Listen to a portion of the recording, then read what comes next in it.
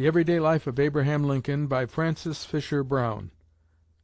Chapter 14c. At Cleveland, Personal Descriptions of Mr. and Mrs. Lincoln. At New York City, Impressions of the New President. Perils of the Journey. The Baltimore Plot. Change of Route. Arrival at the Capitol. This statesmanlike expression of conservative opinion, continues Mr. Smith, alarmed some of the Republicans who feared that the new President might sell out his party, and steps were taken later in the day to remind him of certain principles deemed fundamental by those who had been attracted to the party of freedom. The sequel will show how this was done, and how successfully Mr. Lincoln met the unexpected attack. In the evening I called, with other citizens, at Mr. Lincoln's rooms at the Burnet House, to pay my respects. Mr. Lincoln had put off the melancholy mood that appeared to control him during the day, and was entertaining those present with genial, even lively conversation. The pleasant entertainment was interrupted by the announcement that a delegation of German workingmen were about to serenade Mr. Lincoln. Proceeding to the balcony, there were seen the faces of nearly 2,000 of the substantial German citizens who had voted for Mr. Lincoln because they believed him to be a stout champion of free labor and free homesteads. The remarks of their spokesman, Frederick Oberkleine, set forth in clear terms what they expected. He said, "We, the German free working-men of Cincinnati, avail ourselves of this opportunity to assure you, our chosen Chief Magistrate, of our sincere and heartfelt regard. You earned our votes as the champion of free labor and free homesteads. Our vanquished opponents have in recent times made frequent use of the terms workingmen and workingmen's meetings, in order to create an impression that the mass of workingmen were in favor of compromises between the interests of free labor and slave labor, by which the victory just won would be turned into a defeat.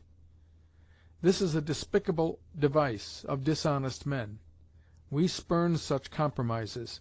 We firmly adhere to the principles which directed our votes in your favor. We trust that you, the self-reliant because self-made man, will uphold the Constitution and the laws against secret treachery and avowed treason. If to this end you should be in need of men, the German free workingmen, with others, will rise as one man at your call, ready to risk their lives in the effort to maintain the victory already won by freedom over slavery." This was bringing the rugged issue boldly to the front, and challenging the President-elect to meet the issue or risk the loss of the support of an important section of his own party. Oberkleine spoke with great effect, but the remarks were hardly his own. Some abler man had put into his mouth these significant words. Mr. Lincoln replied, very deliberately, but without hesitation, as follows: "Mr. Chairman, I thank you and those you represent for the compliment paid me by the tender of this address. In so far as there is an allusion to our present national difficulty and the suggestion of the views of the gentlemen who present this address, I beg you will excuse me from entering particularly upon it. I deem it due to myself and the whole country, in the present extraordinary condition of the country and of public opinion, that I should wait and see the last development of public opinion before I give my views or express myself at the time of the inauguration. I hope at that time to be false to nothing you have been taught to expect of me." Cheers. "I agree with you, Mr. Chairman, and with the address of your constituents, in the declaration that workingmen are the basis of all governments. That remark is due to them more than to any other class, for the reason that there are more of them than of any other class. And as your address is presented to me not only on behalf of workingmen, but especially of Germans, I may say a word as to classes. I hold that the value of life is to improve one's condition. Whatever is calculated to advance the condition of the honest, struggling, laboring man, so far as my judgment will enable me to judge of a correct thing, I am for that thing. An allusion has been made to the homestead law. I think it worthy of consideration. and that the wild lands of the country should be distributed so that every man should have the means and opportunity of benefiting his condition. (Cheers.) I have said that I do not desire to enter into details, nor will I. In regard to Germans and foreigners, I esteem foreigners no better than any other people, nor any worse. (Laughter and cheers.) They are all of the great family of men, and if there is one shackle upon any of them, it would be far better to lift the load from them than to pile additional loads upon them. (Cheers.) And inasmuch as the continent of America is comparatively a new country, and the other countries of the world are old countries, there is more room here, comparatively speaking, than there is elsewhere. And if they can better their condition by leaving their old homes, there is nothing in my heart to forbid them coming, and I bid them all Godspeed. (Cheers.) Again, gentlemen, thanking you for your address, I bid you good night. If any one, says Mr. Smith, had expected to trap Mr. Lincoln into imprudent utterances or the indulgence of the rhetoric of a demagogue, this admirable reply showed how completely they were disappointed. The preservation of this speech is due to my accidental presence. The visitation of the Germans was not on the programme, and none of the representatives of the press charged with the duty of reporting the events of the day were present. Observing this, I took shorthand notes on the envelope of an old letter loaned me for the occasion, and afterwards wrote them out. The words of Mr. Lincoln, exactly as spoken, are given above. At Cleveland the party remained over for a day, and Lincoln was greeted with the usual friendly enthusiasm. An immense crowd met him at the depot, and he was escorted to the Weddell House, where a reception was given him in the evening. Hon. A.G. Riddle, then a resident of Cleveland, and a newly elected member of the Congress which was to share with Lincoln the burdens and responsibilities of the Civil War, was present on that occasion, and furnishes the following interesting personal recollections of it. I saw Abraham Lincoln for the first time at the Weddell House that evening. He stood on the landing place at the top of a broad stairway, and the crowd approached him from below. This gave him an exaggerated advantage of his 6 feet 4 inches of length.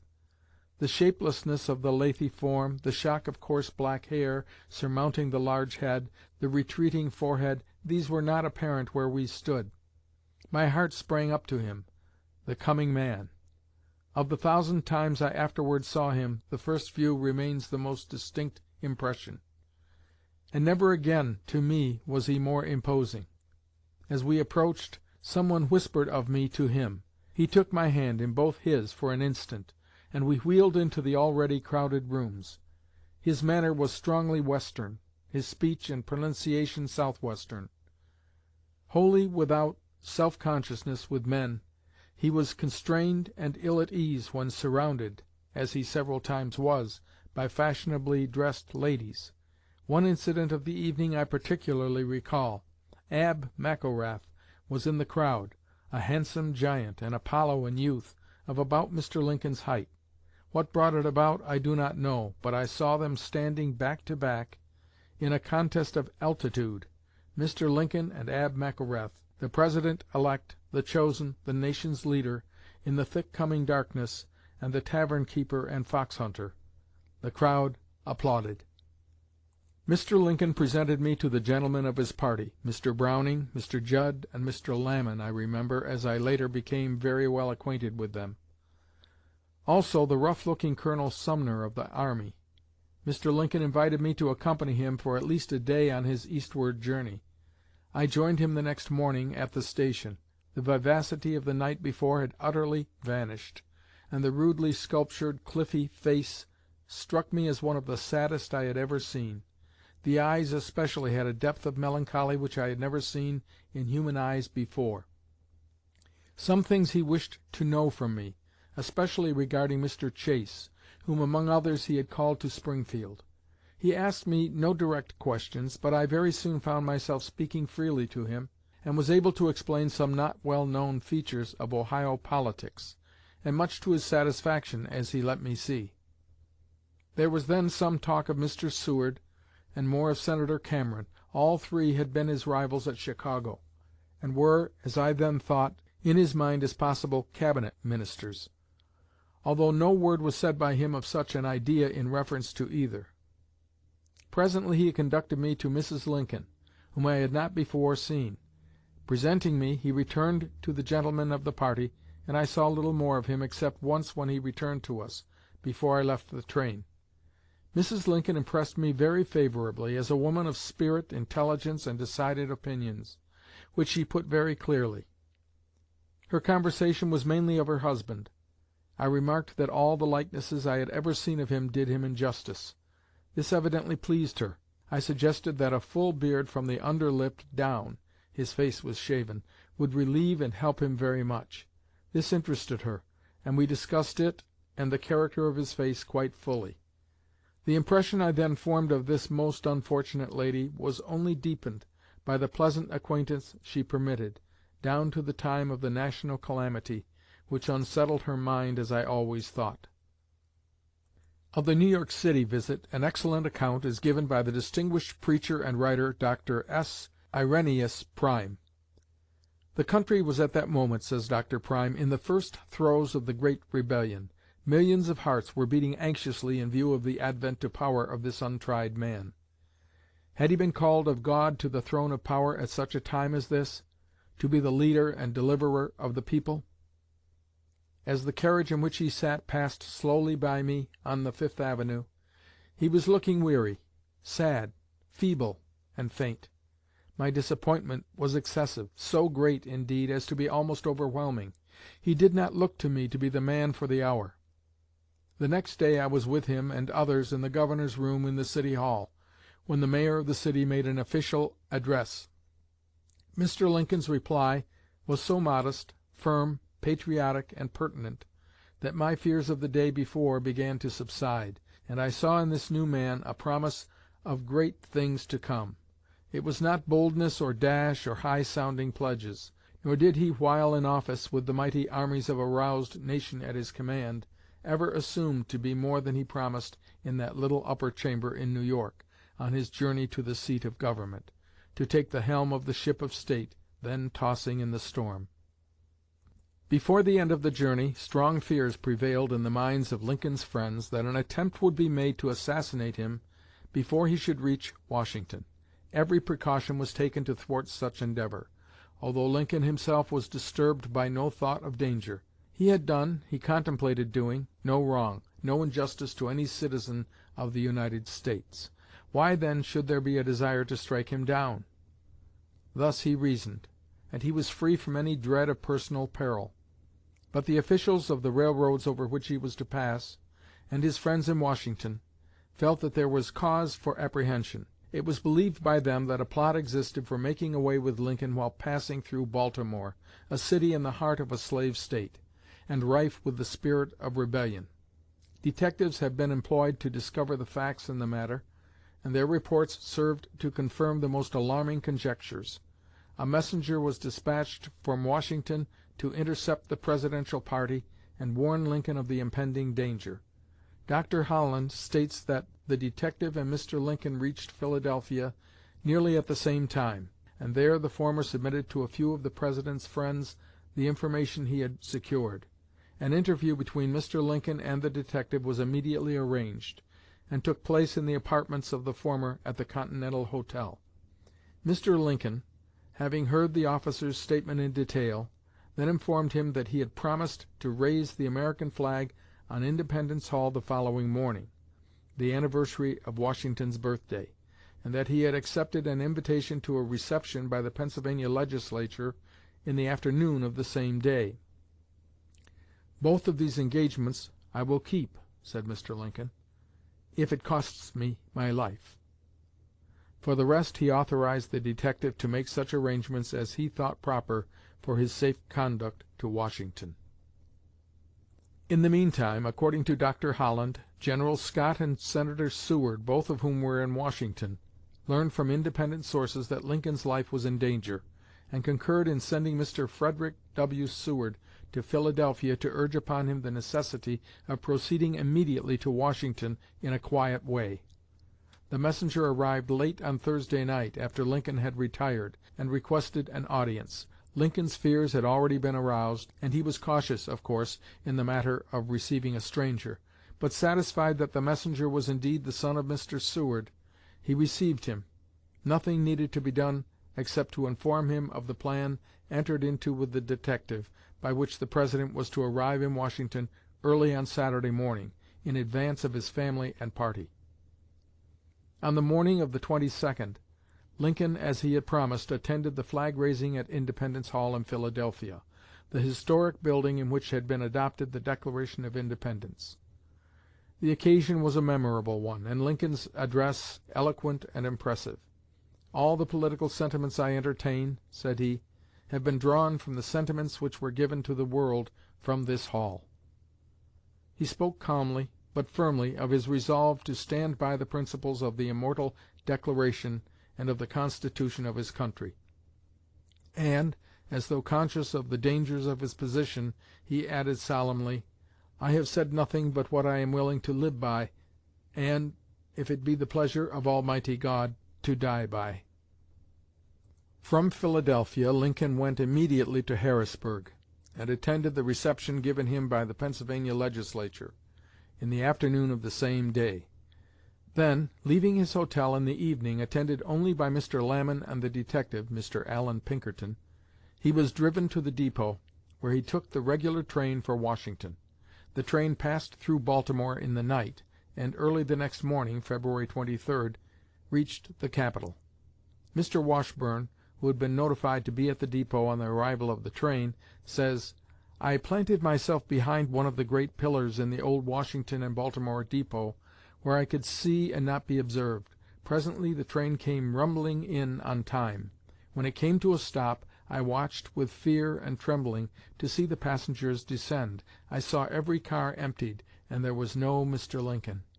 I was well nigh in despair, and when about to leave I saw 3 persons slowly emerge from the last sleeping car. I could not mistake the long, lank form of Mr. Lincoln, and my heart bounded with joy and gratitude. He had on a soft, low-crowned hat, a muffler around his neck, and a short overcoat. Anyone who knew him at that time could not have failed to recognize him at once, but I must confess he looked more like a well-to-do farmer from one of the back towns of Joe Daviess County, coming to Washington to see the city, take out his land warrant and get the patent for his farm, than the President of the United States. The only persons that accompanied Mr. Lincoln were Pinkerton, the well-known detective, and Ward H. Lamon. When they were fairly on the platform and a short distance from the car, I stepped forward and accosted the President. "How are you, Lincoln?" At this unexpected and rather familiar salutation the gentlemen were apparently somewhat startled, but Mr. Lincoln, who had recognized me, relieved them at once by remarking in his peculiar voice, "This is only Washburne." Then we all exchanged congratulations and walked out to the front of the depot, where I had a carriage in waiting. Entering the carriage, all 4 of us, we drove rapidly to Willard's Hotel, entering on 14th Street before it was fairly daylight. General Stone, who was in command at Washington at that time, states that both General Scott and himself considered it almost a certainty that Mr. Lincoln could not pass through Baltimore alive on the day fixed, and adds, "I recommended that Mr. Lincoln should be officially warned, and suggested that it would be best that he should take the train that evening from Philadelphia, and so reach Washington early the next day. General Scott directed me to see Mr. Seward, to whom he wrote a few lines which he handed me. I did not succeed in finding Mr. Seward until past noon. I handed him the General's note. He listened attentively to what I said, and asked me to write down my information and suggestions. Then, taking the paper I had written, he hastily left. The note I wrote was what Mr. Frederick Seward carried to Mr. Lincoln in Philadelphia. Mr. Lincoln has stated that it was this note which induced him to change his journey as he did. The stories of disguises are all nonsense. Mr. Lincoln merely took the sleeping car in the night train." There is little doubt that the fears of Lincoln's friends regarding his passage through Baltimore were well grounded, and that but for the timely warnings and precautions the assassination of April, 1865, might have taken place in February of 1861.